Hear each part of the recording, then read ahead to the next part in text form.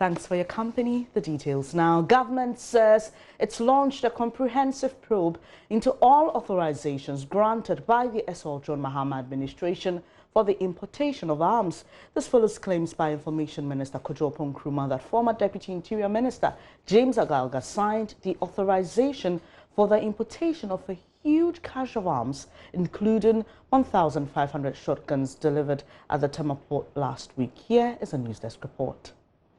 Government accused the NDC of double standards in its call for a temporary ban on the importation of arms for private use. The NDC's call for the moratorium follows the recent import of a large cache of arms at the Tema Harbour.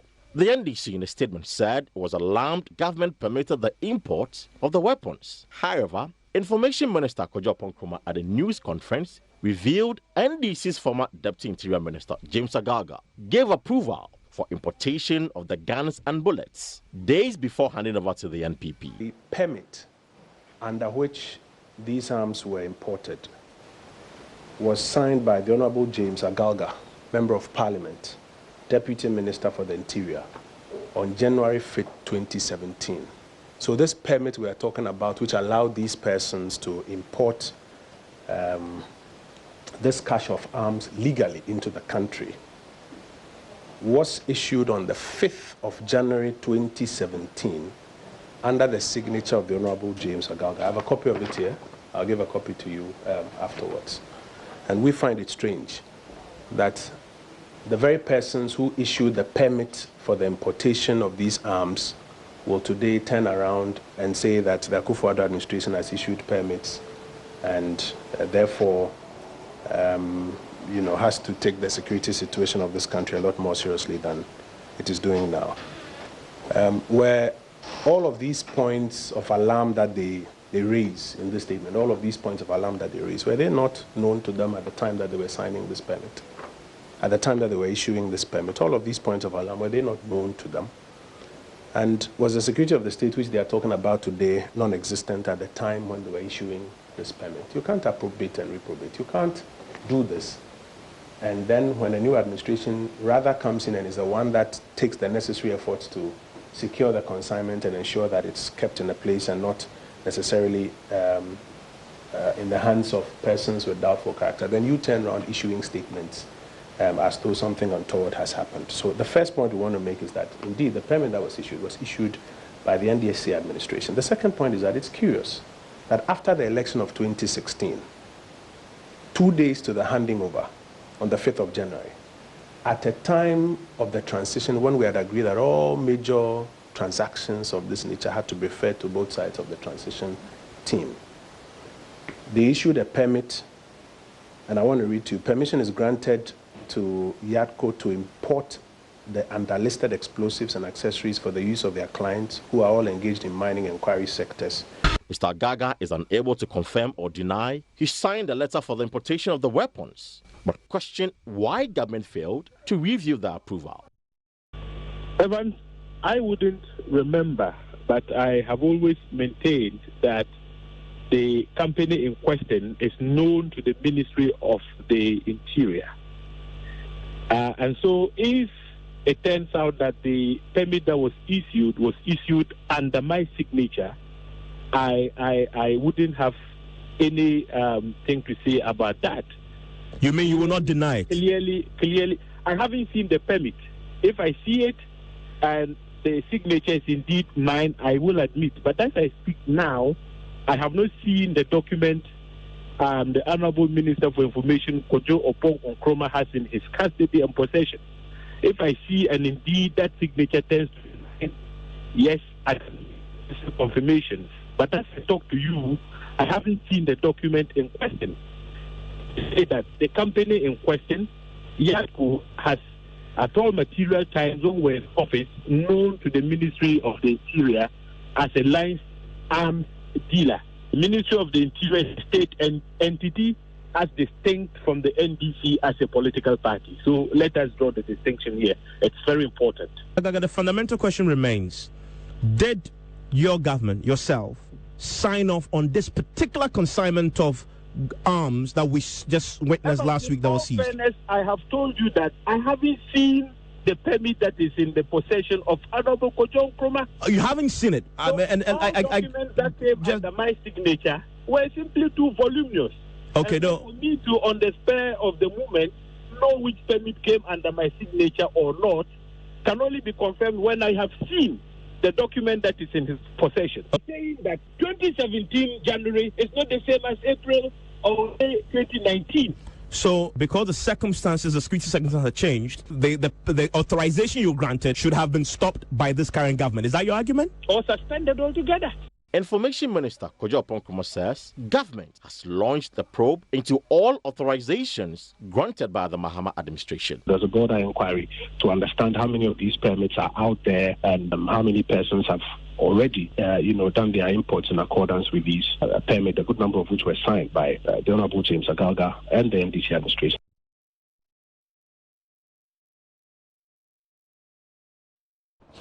Now, this subject matter is getting controversial by the day. I've got two letters here. One dated the 5th of January 2017, and it is to the Director General, CID Ghana Police Service Headquarters, and signed by former Deputy Interior Minister James Agalga. And it is an application for permission to import safety cartridges. Now, the reference is made to a letter by Yadco Ghana dated the 8th of July, and the permission was granted for Yadco to import the underlisted explosives for their clients who are all engaged in mining and quarry sectors. Now, it says 20,000 cases of 500 pieces of shotgun cartridges, 4,000 pieces of hunting shotguns, 500 boxes of percussion caps. Now, the purpose of this note is to request you to issue the company with an import permit, and it says the permit is not transferable and does not require the authorization of ECOWAS. Remember, this is dated 5th January 2017, and I've got another letter here, this time round from the Director General, the Minister of Interior, to the Director General, Ghana Police Service Headquarters, Accra. And it is application for permits to take delivery of hunting shotguns, and is dated 2nd January 2018, a year clearly after the first letter I just read to you. And this one is also reference to a Yadco letter dated 28th December 2017 on the above subject. Now, what we have identified is that the two letters have the same reference number, just so that you can note that. And in this application for permits to take delivery of hunting shotguns, now this one says permission to import. The one I read to you earlier, signed by James Agalga, says permission to import. This one is permission to take delivery of 2,000 hunting shotguns, and it is noted that you were granted permit by the Honorable Minister for the Interior to import 4,000 hunting shotguns per letter number, and the details are there, dated the 5th January 2017, and the permit does not require the authorization of ECOWAS, and this is signed by the Chief Director, Adelaide Anokumi, Mrs., for the Minister for the Interior. And so clearly these two incidents are related. The application for permission to import was done on the 5th of January, signed by former Deputy Minister of the Interior, James Agalga. And we are seeing this letter that says that the permission to take delivery was on the 2nd of January 2018. Clearly, a lot of questions we want answered there. We've sent these documents to those who matter to respond to this. We've reached out to Mr. Agalga, who says that he will release a statement shortly on the incident, and so we'll be bringing you that once it's available. But I've been joined by Colonel Festus Bwahina Bwaja, retired, on the telephone. Thank you, sir, for your time. Thank you, Bernie. Yesterday, we started this conversation from the suggestion or call by the NDC that a moratorium be placed on the importation of guns, considering the seeming state of insecurity. Today, there's a new twist about who signed what permit for the importation of guns and who should really take responsibility because of what we are seeing, which appears to be a blame game here. What do you make of all of this? Well, I think on the surface, on the face of the two letters that you've shared with your viewers, there is obviously a linkage between the application that was made by YAPCO dating back to July 2016, which was granted on the 5th of January 2017, let's say a few days before the former government handed over, and the application to take delivery of. The two are related. So what we need to find out is this new importation that is the subject matter of the discussion. Is this importation or the incident at the port related to the application that was made by YAPCO dating back to July 2016, or it was a completely different application? I think we all need to acknowledge that the delivery that they made from your letter show that they were in delivery of 2,000 weapons, as opposed to 4,000 that had been approved or granted. It may very well be that this current importation forms part of the original application that was made in 2016, granted 2017. So the investigation will be all right to try and establish the linkages, the appropriateness of the applications and the authorizations and the certifications that attend to these applications. But on the face of it, I don't see. It doesn't appear that there is something wrong with the paperwork. Okay. Now, these arguments must be differentiated from the request or the suggestion or proposal that the opposition party is making. That even if these applications were made 3 years ago, 2 years ago, given the current situation in which we find ourselves, the security environment, and they've cited a number of them, well, not all of them that I agree with or to, they're requesting the government to put the release of these weapons on hold until such time that there is a bit of sanity and stability within the system. I think it is a request or proposal that needs to be considered by the government. I'm not able to comment on whether there was mischief on the part of the former government in granting applications a few days prior to his departure from office. I think there are institutions like CDD that are pronouncing themselves on that matter, and probably the need to vary the practice. Yes, that you are legally in office, but given that you have one foot in government, the other foot out of government, maybe you should not encumber the incoming administration with decisions that you might take that are serious repercussions for the management of the actions that arise from those decisions. Those are separate matters, I believe. I'll just have you hold on.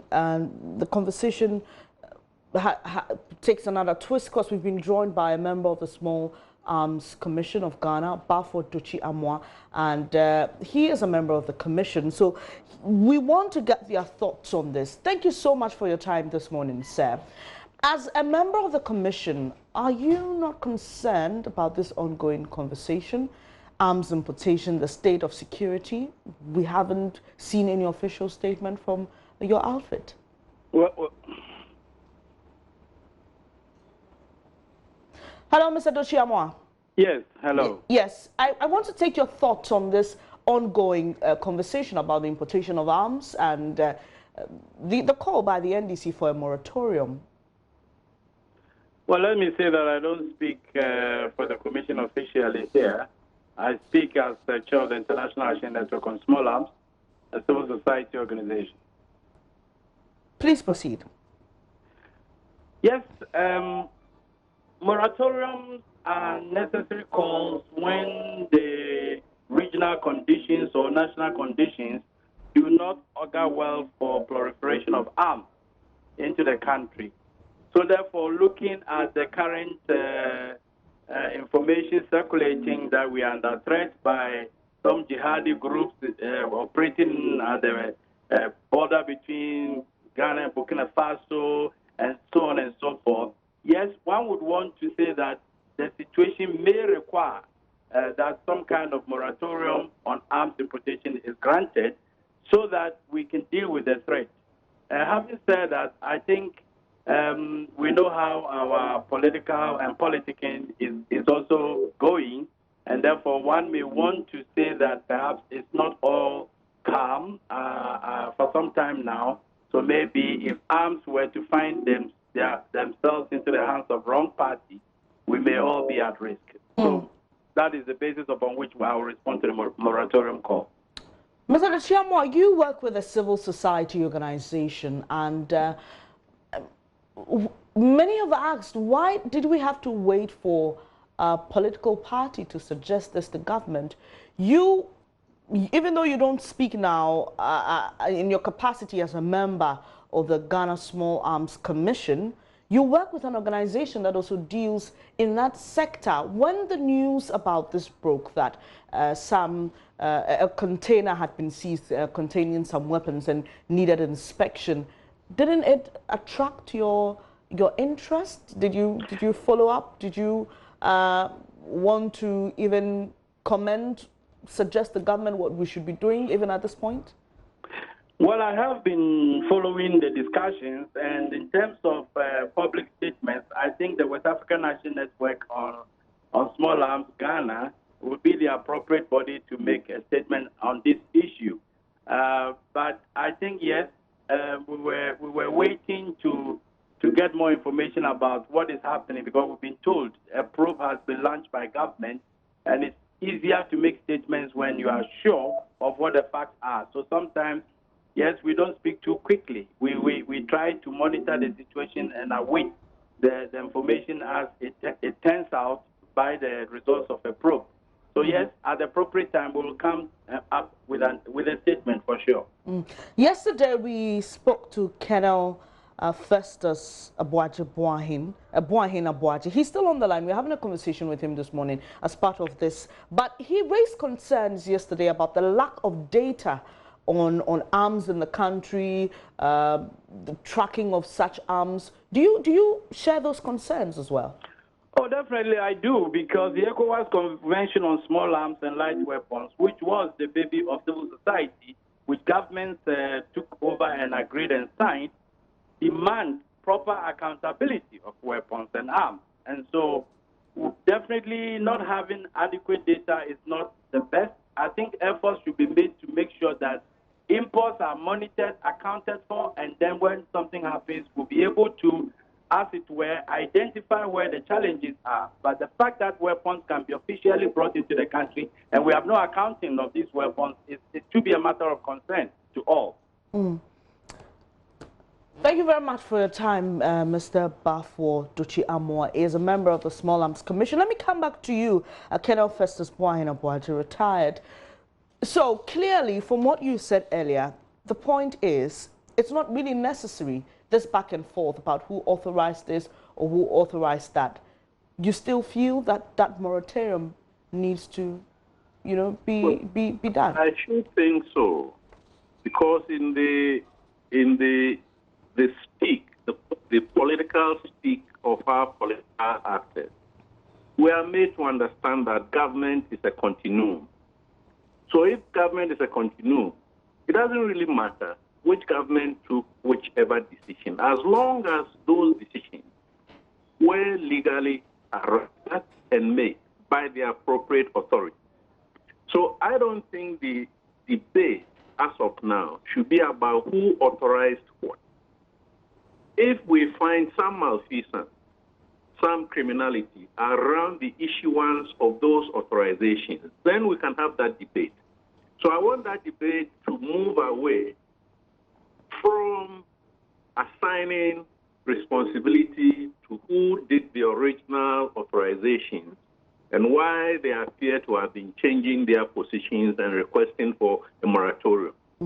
The substance of the opposition party's submission is that taking into consideration the current local and regional security dynamics, we probably should be wise to put the issuance or release of these weapons into the system for licensing to owners on hold.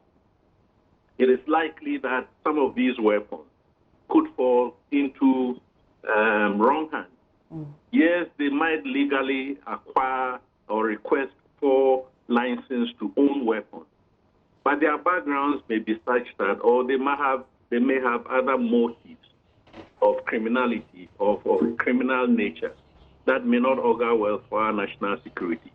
So I want both sides, I think, to look dispassionately at the issues on the table.